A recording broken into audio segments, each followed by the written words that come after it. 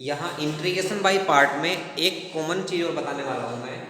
कुछ क्वेश्चन आएंगे, integration e की power x f x plus f dash x d x is equal to, इसका direct integration जो होगा वो हो जाएगा ए की power x into f x plus C.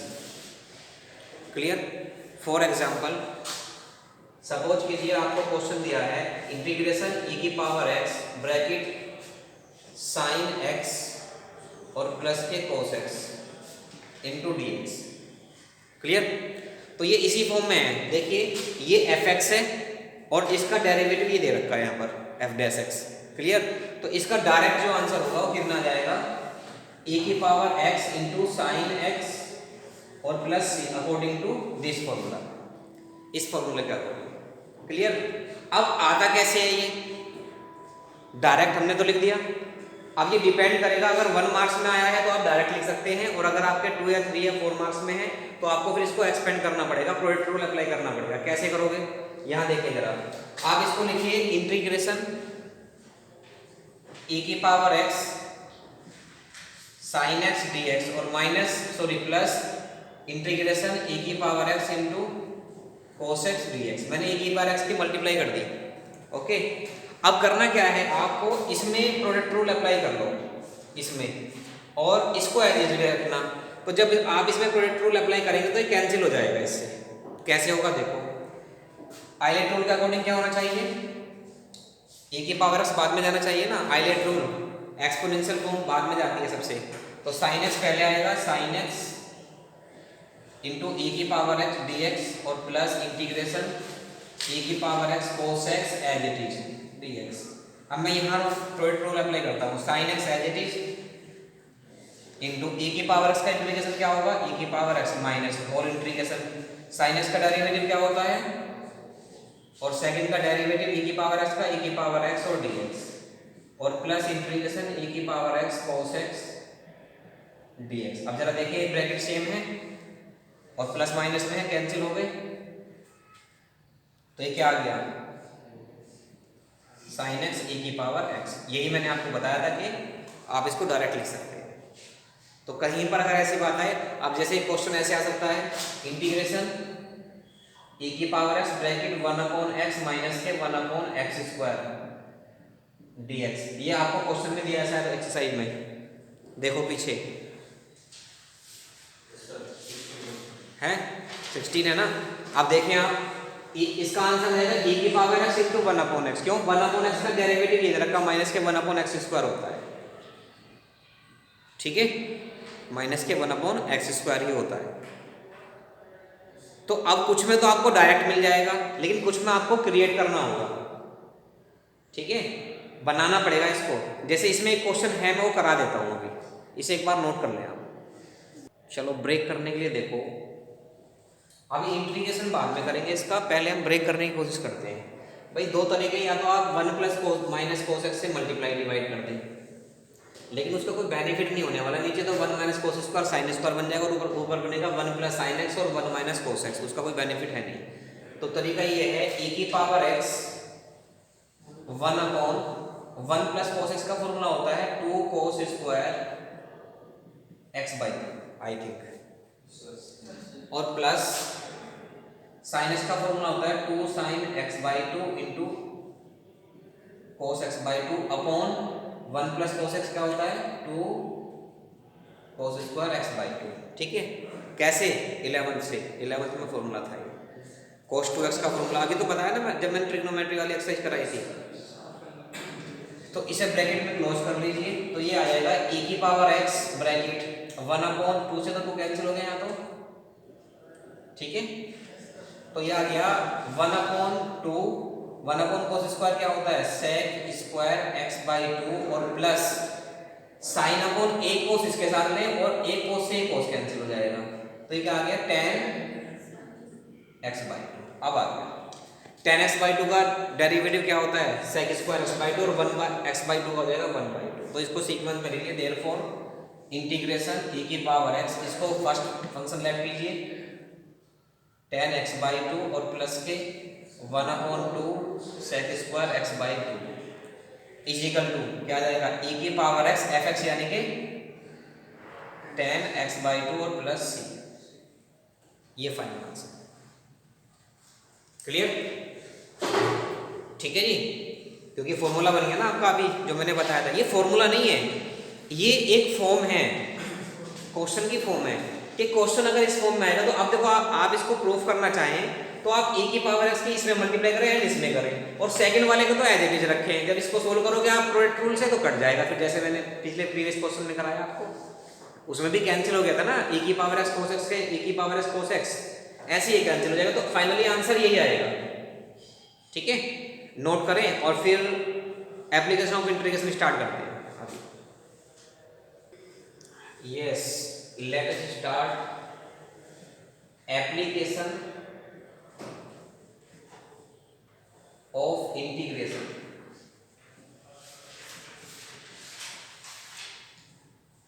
This topic is completely depend on definite integration. Definite integration मैंने आपको बता दिया, लिमिट का यूज होता है और वहाँ कुछ नहीं करना है, इसमें ज़्यादा बड़े मतलब टिपिकल इंटीग्रेशन नहीं आएंगे, डायरेक्ट फॉर्मूला बेस्ड आएंगे। ठीक है, अब करना क्या है इसमें, पहले तो ये मतलब एक तरह चैप्टर का कंसेप्ट समझ लो, क्वेश्चंस तो हो जाएंगे, फिर कोई ज़्यादा हार्ड क्वेश्चन नहीं है इसमें। ठीक है, अच्छा एक बात बताइए, किसी बच्चे को 11th क्लास का कॉनिक सेक्शन रिमेंबर है? कॉनिक सेक्शन जरा बताओ मुझे, कौन कौन से फिगर आए थे वहां पर? इलिप्स, सर्कल, सर्कल भी तो था, फर्स्ट टॉपिक तो सर्कल ही था। देखिए जितनी भी इक्वेशन आपने वहां पर स्टडी की थी, सर्कल की, पैराबोला, इलिप्स एंड हाइपरबोला, ठीक है, एंड एक चैप्टर आपने स्टडी किया था स्ट्रेट लाइन। स्ट्रेट लाइन की इक्वेशन किस फॉर्म में होती है, स्ट्रेट लाइन अगर ओरिजिन से पास होती है तो वो किस फॉर्म में होती है, ये सारी बेसिक इन्फॉर्मेशन आपको हो जानी चाहिए। इस टॉपिक की बेसिक कंसेप्ट में करा रहा हूँ। देन नेक्स्ट डे यानी कि टुमारो मैं इसकी एक वीडियो अपलोड कर दूंगा तुम्हारे लिए, कल में हो सकता है बना दो वीडियो और शाम तक अपलोड हो जाएगी। उसमें आप सम्स देख सकते हैं कैसे हो गए, ठीक है, कि सम्स का जो लेवल होगा वो किस तरह से होगा। चलिए मैं पहले बात कर लेता हूँ।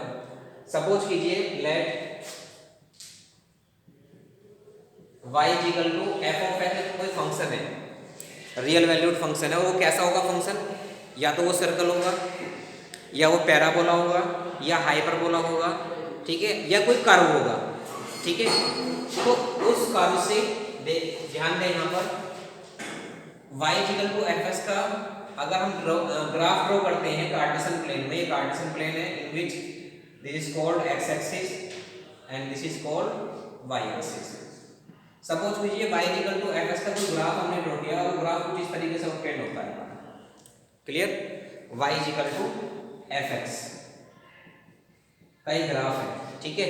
इस ग्राफ के दो एंड पॉइंट हैं, ये एंड पॉइंट से अगर हम परपेंडिकुलर ड्रॉ करते हैं x एक्सिस पर, तो ये मान लीजिए दो point a and b obtain होते हैं, a एंड b, यानी कि ये a, 0 ये b, 0, क्लियर है। तो क्वेश्चन कैसे होगा कि find the area covered by curve y equal to f x on the x axis, ठीक है। इस कर्व ने x एक्सिस के बीच में कितना एरिया कवर्ड किया है उसका एरिया फाइंड करना है। इस कर्व में ये एरिया हो गया साइड रीजन, ठीक है, इसी का एरिया फाइंड करना है आपको। एवरी क्वेश्चन में एरिया ही फाइंड करना है, इसलिए इसका अदर नेम है area related to, no sorry क्या बताया था, एरिया बाउंडेड टू रीजन, ठीक है, या area bounded by any curve. तो अब ये एरिया फाइंड कैसे करना है, तो अगर मैं यहां नाम दूं, ये पॉइंट A, ये कैपिटल B, ये C और ये D, तो we write area of bounded, bound हो गया ना, ये ओपन नहीं है कहीं से भी, बाउंड कर दिया है मैंने। कैसे, मैंने जो एंड पॉइंट थे वहां से ये परपेंडिकुलर ड्रॉ कर दिए हैं, और ये परपेंडिकुलर क्या कर रहे हैं, एक्स एक्सिस पर क्लोज हो रहे हैं यहां करके, ठीक है, बाउंड हो गया ना ये। तो एरिया ऑफ बाउंडेड रीजन क्या है, ये A B C D A मैंने दोबारा इस ले लेते, ये कवर हो गया, कंप्लीट बाउंड हो गया है, इज इक्वल टू इंटीग्रेशन करेंगे हम किसका, y dx और लिमिट होगी a टू b। ये a और b क्या है, x एक्सिस पर जो परपेंडिकुलर ड्रॉ किए गए हैं आपके, उससे जो लिमिट्स ऑब्टेन हुई है, जो वैल्यू ऑब्टेन हुई है, यही लिमिट की फॉर्म ले लेंगे a टू b। क्लियर है, लिमिट होगी a टू b। और y dx का मतलब क्या है कि जो फंक्शन ये है y इक्वल टू fx, यानी कि क्या आ जाएगा, y की जगह यहाँ पर fx में फंक्शन आएगा, यानी कि x वेरिएबल में फंक्शन लाई करेगा ये। ठीक है, तो ये आपका एरिया बाउंडेड टू रीजन का कंसेप्ट है। सेकंड, ये फर्स्ट केस था। सेकंड केस में कभी कभी ऐसा भी हो सकता है कि हमने जो ग्राफ ड्रॉ किया है,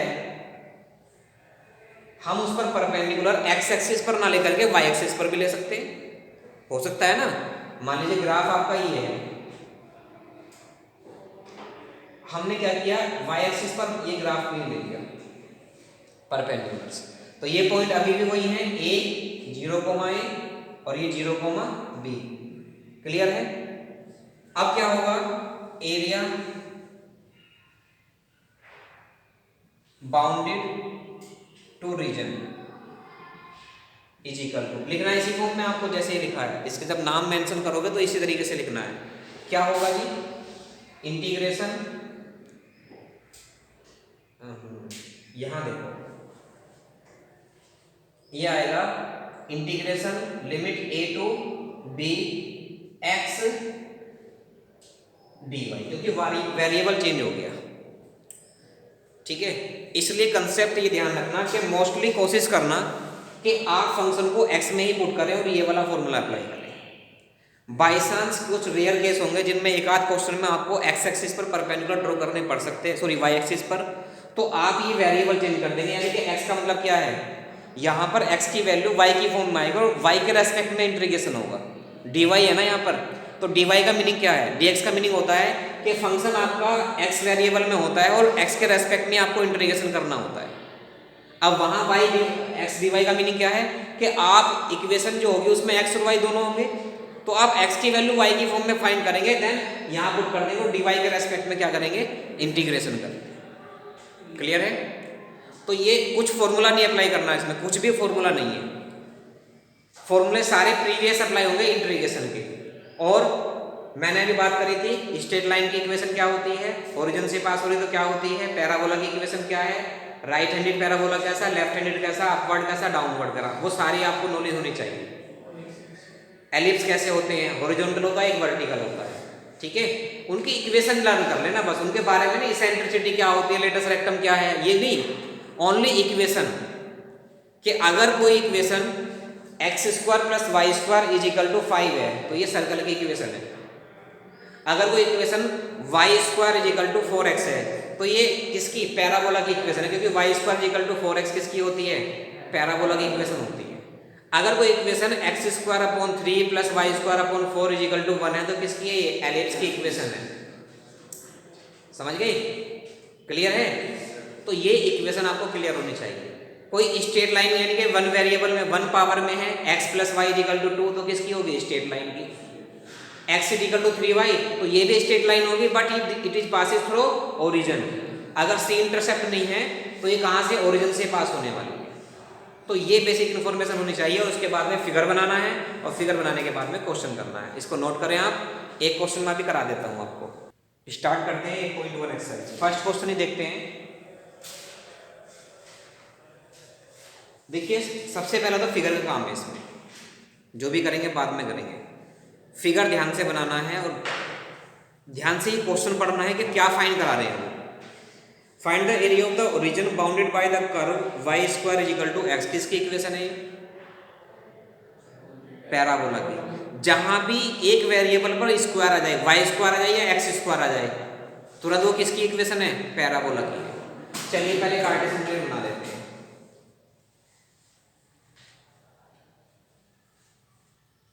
अब y² = x है तो कौन सा पैराबोला होना चाहिए, राइट हैंडेड पैराबोला होता है। y² = 4x, जनरल फॉर्म तो ये होती है ना, तो ये लीजिए ये पैराबोला बन गया आपका। ठीक है, क्लियर है। And then the lines x = 1 and x = 4 मान लीजिए ये 1 है, 2 3 4, 1 पर तो x इजिकल टू 1 लाइन तो ऐसे परपेंडिकुलर जाएगी और x इजिकल टू 4 लाइन ये जाएगी। तो इस कर्व से और लाइन से कितना एरिया शेड हो गया? ये पूरा एरिया शेड हो चुका है, यहाँ तक का हो गया है, नहीं हो गया है? लेकिन इन्होंने कुछ और भी कहा होगा, and the x axis in the first quadrant, इन्होंने फर्स्ट क्वाड्रेंट बोल दिया। तो अब आपको ये वाला रिमूव कर देना है, फर्स्ट क्वाड्रेंट में जो एरिया लाई करेगा वो ये होगा, देख लीजिए सर ये तो सेकंड वाला फर्स्ट क्वाड्रेंट हैं, सेकंड करा दिया मैंने, फर्स्ट क्वाड्रेंट तो सेकंड में दे फर्स्ट क्वेश्चन में भी दे रखा फर्स्ट क्वाड्रेंट। चलो कोई नहीं, जिसमें नहीं दिया हो ना उसका भी मैं तरीका बता दूंगा अभी, ठीक है। चलिए हम फर्स्ट क्वाड्रेंट में कर देते हैं। हाँ बेटा जरा बताना इसकी लिमिट क्या बैठेगी, यहाँ से ये 1 है और ये कितना है 4। तो पहली बात तो ये लिमिट, सबसे पहला काम है लिमिट फाइंड करना। लिमिट क्या अप्लाई करेंगे आप, क्योंकि जो कवर्ड एरिया है, बाउंडेड एरिया है, वो है A B C D और A, और लिमिट होगी आपकी 1 to 4। जो बाउंडेड एरिया एक्स एक्सिस पर लाई कर रहा है, यहां से यहां तक की लिमिट होगी आपकी, ठीक है। तो आप लिखेंगे एरिया ऑफ बाउंडेड रीजन, क्या नाम है इसका, A B C D A is equal to integration limit होगी 1 to 4 y dx। चलिए जी इंटीग्रेशन 1 to 4, यहां से y की वैल्यू फाइंड करेंगे तो क्या आ जाएगा, √x dx। आई थिंक कोई प्रॉब्लम तो होगी नहीं, इज इक्वल टू ये आ जाएगा x की पावर 1/2, तो क्या हो जाएगा 2/3 x की पावर 3/2 और लिमिट हो गई 1 to 4। क्लियर है, इंटीग्रेशन कर दिया मैंने x की पावर 1/2 का, x की पावर n+1 अपॉन n+1, नीचे का 3/2 ऊपर जाएगा मल्टीप्लाई में तो 2/3 हो जाएगा।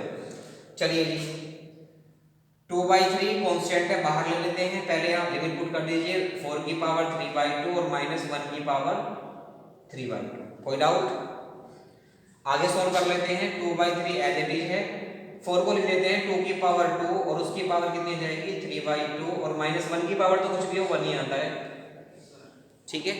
इस 2 से 2 कैंसिल हो गया, मल्टीप्लाई हो जाती है ना, पावर के ऊपर पावर होती है। तो फाइनल आंसर आएगा 2/3 ब्रैकेट 2 की पावर 3 कितना होगा 8 माइनस के 1, दैट इम्प्लाइज 2/3 इंटू 7 यानी कि 14/3 स्क्वायर यूनिट। कोई यूनिट तो है नहीं इसकी, सेंटीमीटर मीटर तो कुछ है नहीं, तो आगे लिख देंगे क्या, स्क्वायर यूनिट। क्लियर है, कोई डाउट। अब अगर बात आती है ये कि अगर उसने फर्स्ट क्वाड्रेंट नहीं कहा है तो एरिया फिर तो ये वाला भी इंक्लूड होगा। देखिए जितनी भी फिगर्स होती हैं, ये सर्कल हो चाहे पैराबोला हो चाहे एलिप्स हो चाहे हाइपरबोला हो, ये अबाउट एक्सिस सिमेट्रिकल होती है। सिमेट्रिकल का मतलब कि जितना एरिया ये होगा उतना ही एरिया ये होगा। तो हमें अलग अलग फाइंड करने की रिक्वायरमेंट नहीं है, हम यहाँ स्टार्टिंग में लिखेंगे this figure is symmetrical about x axis, therefore area of the boundary region A B C D A is equal to twice of area A, twice कर देते हैं, डबल कर देते हैं, ठीक है।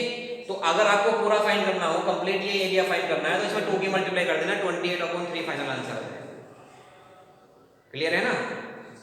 यहाँ तो रेस्ट्रिक्शन दे दिया उन्होंने कि फर्स्ट क्वाड्रेंट में। अब भाई आप देखो फर्स्ट क्वाड्रेंट आपका यही तो होता है, ये फर्स्ट क्वाड्रेंट ही है ना, एक्स एक्सिस से अबव और वाई एक्सिस से राइट साइड में फर्स्ट क्वाड्रेंट होता है। तो ये जो बाउंडेड इसके देखो ये कर्व ये वाला है, अभी इस कर्व से आपने ये परपेंडिकुलर ये ड्रॉ हो गए, तो यही तो बाउंड हो गया यहाँ से ये, और ये बाउंड्री बन गई ना इसकी रीजन की, ठीक है। इसका एरिया फाइंड करना है, तो पहला आपको क्या करना है, ध्यान लिमिट कैसे पुट करनी है, और फिर जो कर्व दिया है उसकी एक्स की फॉर्म में इक्वेशन यहाँ लिख देना, फंक्शन जो है, और फिर उसका इंटीग्रेशन करना और लिमिट पुट करके फाइनल आंसर आ जाएगा। क्लियर है, नोट करो। अब सेम इसी तरीके से सेकंड कर सकते हैं।